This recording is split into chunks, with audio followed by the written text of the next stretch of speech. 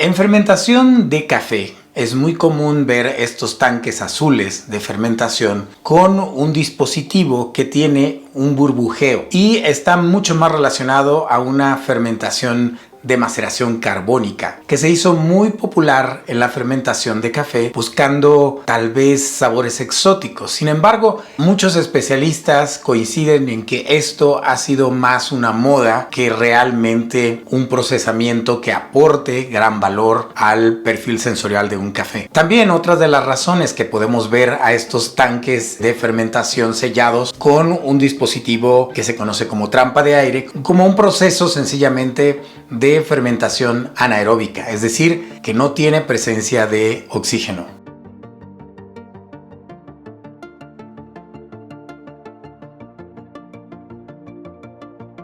Hola, bienvenido a mi canal, yo soy Alejandro, soy un profesional del café con orientación a procesos de fermentación y post cosecha en temas de cafés de especialidad. Bienvenido si eres nuevo, no olvides suscribirte o darnos un like que ayuda mucho para que el contenido de este canal pueda ser más divulgado a través del algoritmo. Y si estás en la etapa inicial de fermentación de café queriendo aprender más sobre cómo ocurren estos procesos de fermentación para cafés diferenciados, he publicado una guía, el enlace te lo voy a dejar aquí en los comentarios, es muy accesible y creo que te va a servir, te va a ser de gran utilidad para poder mejorar tu conocimiento, tus bases teóricas y llevar el proceso de fermentación a la práctica. Recientemente un colega productor de Perú me preguntaba cómo funciona realmente, cuál es el proceso de estos fermentadores azules que vemos muy común en todas las imágenes de cafés de especialidad. Por un lado tenemos que tener en cuenta que este es un método que permite hacer procesamiento, fermentación de café sin presencia de oxígeno. Recordemos que hay dos formas que son las más utilizadas para fermentar café en ausencia de oxígeno, es decir, para hacer una fermentación anaeróbica. La primera es la fermentación sumergida, es decir, se colocan las cerezas o los granos de café en un recipiente, ya sea uno de estos recipientes azules o incluso en unas bolsas de plástico donde podamos agregar agua para mantener las cerezas o los granos de café fuera del alcance del oxígeno mientras hacen su proceso de fermentación. Esto permite que las bacterias, sobre todo del ácido láctico, hagan su trabajo de una manera mucho más cómoda, mucho más estable, que dominen la fermentación y también permite erradicar a bacterias potencialmente dañinas, a hongos, para que nuestro proceso de fermentación sea lo más óptimo posible. La otra opción para hacer fermentación anaeróbica es hacer un proceso sólido, es decir, solo con la cereza o con los granos sin presencia de agua y con la eliminación del oxígeno del recipiente o del espacio donde va a ser la fermentación. Esto es importante para que sea una fermentación anaeróbica y también para eliminar los riesgos, como ya dije, de bacterias indeseables o de hongos. ¿Cómo eliminamos este oxígeno? Puede ser sencillamente manipulando la bolsa para poder extraer la mayor cantidad de oxígeno posible. Esto no es una fórmula muy precisa, pero algunos productores la utilizan y digamos que puede dar ciertos beneficios para lograr una fermentación anaeróbica. La otra manera que se hace para esto es inyectar dióxido de carbono o también utilizan nitrógeno, que es otro gas inerte para desplazar el oxígeno. Y a este proceso, cuando añadimos dióxido de carbono al recipiente para eliminar oxígeno, se le conoce también como la maceración carbónica. El dióxido de carbono, cuya fórmula es CO2, ya lo hemos hablado acá, es el mismo que utilizan las cervecerías artesanales para servir directamente del sifón la cerveza artesanal, porque este gas,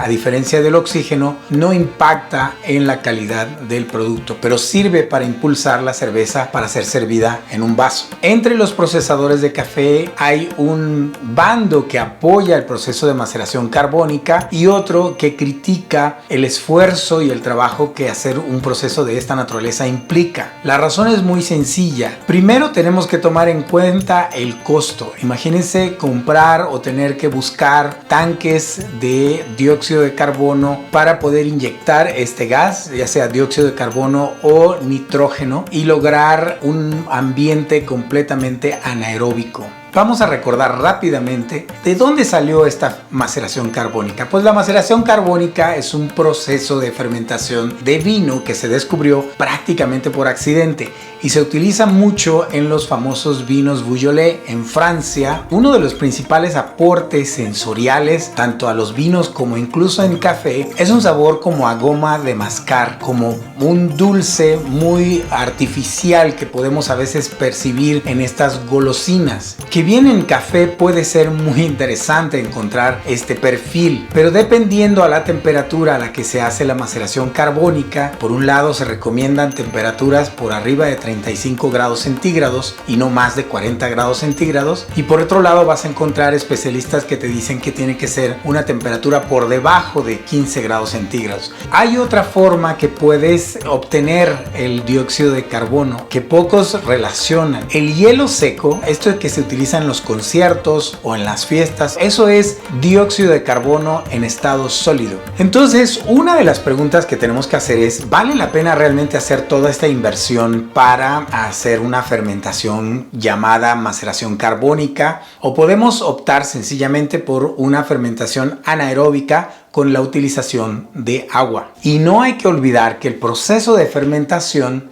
produce dióxido de carbono sin hacer nada, porque recordemos que los microorganismos hacen la fermentación para obtener energía y liberan dióxido de carbono. Hemos visto, como la imagen que les presento acá, donde hay productores que hacen la fermentación en una bolsa de Grain Pro o Ecotac o cualquier bolsa plástica donde puedan mantener un ambiente aislado. Estas suelen inflarse por la generación de dióxido de carbono. Hay que tener mucho cuidado porque si no colocamos este dispositivo, lo que vamos a tener es un riesgo de que se vuele la tapa o que explote la bolsa y perdemos todo el trabajo o la mayor parte del trabajo de fermentación. Pero si vamos a hacer una maceración carbónica, hay que tomar en cuenta cuál es el alcance de los costos involucrados en este método de fermentación y hay que probar cuál es el impacto sensorial que vamos a tener en nuestro café. No todos los cafés van a lograr este sabor a gomitas, este sabor a dulces de frutos artificiales que puede resultar muy interesante en un café, pero que dependerá mucho también de la variedad que puede ofrecernos estos